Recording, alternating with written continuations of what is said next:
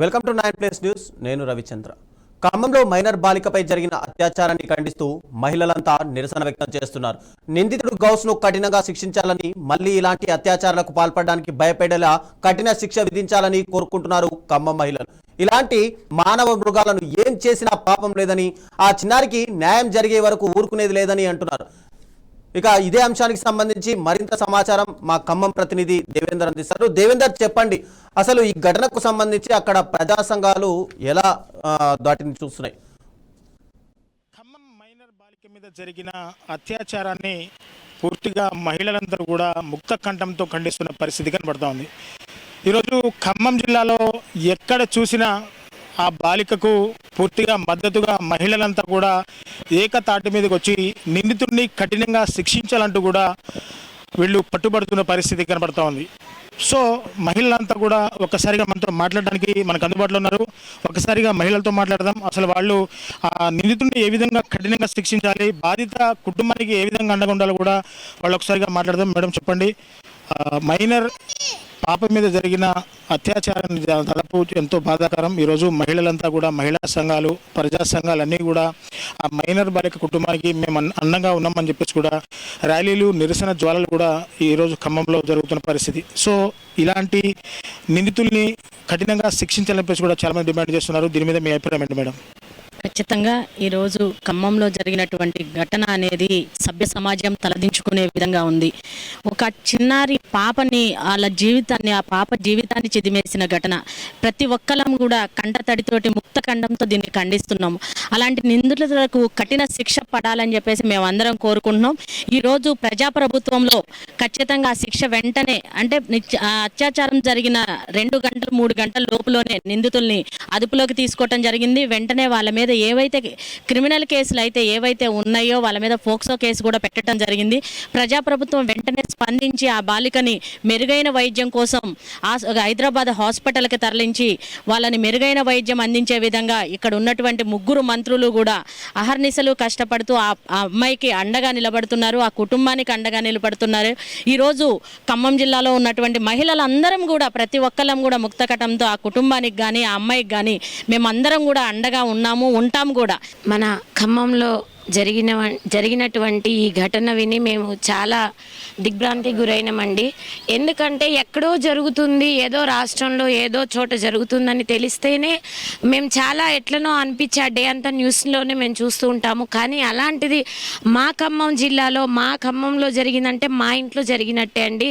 అంత మైనర్ బాలికపై ఇలాంటి అమానుషమైన ఘటన జరగడానికి ఎంతవరకు ఇది అలా చేసిన ఆ వ్యక్తికి ఎంతవరకు సబబు, అసలు ఆయన ఆ వయసుకు కానీ ఆయన ఆలోచనలకు కానీ ఎలా అతనికి ఇలాంటి బుద్ధి పుట్టిందో, అసలు అలా తను ఎలా ఆలోచించగలిగాడు, అంత క్రూరంగా పైనుంచి కిందికి తోయడం అనేది ఒక భయంకరమైన ఏమంటారు, తనకు అదొక భయంకరమైన వ్యాధి లాగా ఏమైనా ఉందో ఏమో అనిపిస్తుంది మాకు. అలాంటి వ్యక్తులు జనసంచారంలో ఉండడం అసలు మంచిది కాదండి. ఏదైనా సరే ప్రభుత్వాలు ఇలాంటి వ్యక్తుల్ని తక్షణ పరిష్కారం చేస్తే మిగతా వాళ్ళకి భయం ఉంటుంది. అమ్మో అక్కడ అలా జరిగిందని ఇంకొకసారి ఆడపిల్లని చూస్తే ఎవరికి కూడా ఇలాంటి ఆలోచన రాకుండా తక్షణమే చేయాలండి. ఇలాంటి విషయాల్లో అయితే కుల మత భేదాలు ఏది లేదండి. మనం ఆడపిల్లలం, భారతీయులం, ప్రతి ఒక్కరం అందరం సమానమేనండి. ఇలాంటి సంఘటనలు జరిగితే సహించేది లేదండి, ఊరుకునేది లేదు. మహిళలంతా ఏకమై ముక్త కంఠంతో ఖచ్చితంగా మేము నిలదీసి మాట్లాడతామండి. తప్పకుండా బాలికకు న్యాయం జరుగుతుందని మేము ఆశిస్తున్నాము. ఇప్పుడు మహిళా మనులంతా మేమంతా చాలా ఆవేదనకు చెందింది ఏంటంటే, ఎక్కడైనా ఎక్కడో ఒక చోట జరుగుతుంది అని పేపర్లో చూస్తే ఏమీ చేయలేమనుకున్నాం. మాకు మంత్రులు 3 ఇక్కడే ఉన్నారు, మాకు మహిళా నాయకులు కూడా ఉన్నారు.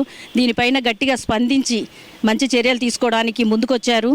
అలాగే ఇలాంటివి ఎక్కడ జరుగుతున్నా సరే కొన్ని చట్టాలు వస్తున్నాయి, భయంకరమైన శిక్షలు పడుతున్నాయి. అయినా కానీ మానవ మృగాలలాగా చిన్న పిల్లల్ని వయసు తేడా లేకుండా, విజ్ఞత లేకుండా ఈ సభ్య సమాజం ఎటుపోతుందో అని భయం వేస్తుంది. ముసలోళ్ళు లేదు, వయసు లేదు, చిన్నపిల్లలు లేకుండా ఇష్టం వచ్చినట్టు చర్యలు చేస్తున్నారు. వీళ్ళని కఠినంగా శిక్షించాలండి. ఎందుకంటే ఈ శిక్ష ఇంకొకరికి భయంకరంగా, ఇంకొక అమ్మాయి జోలికి వెళ్ళాలి అంటే కూడా భయపడే విధంగా ఈ శిక్ష ఉండాలి.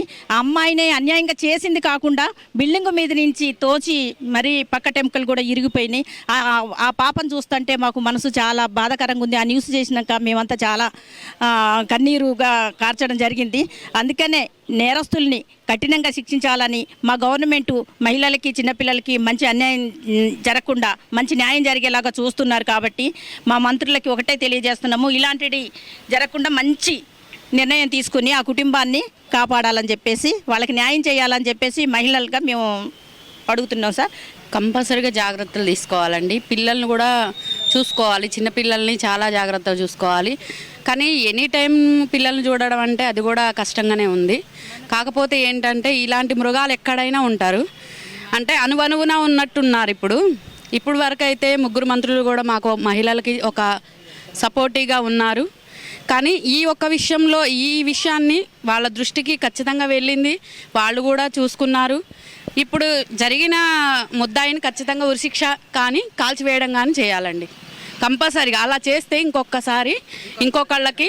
ఇంకొకళ్ళు ముందుకు రాకుండా ఉంటారు, భయపడతారు, భయభ్రాంతులకు గురవుతారు. ఇది మాత్రం ఖచ్చితంగా చేయాలండి, కఠిన చర్యలు తీసుకోవాలి.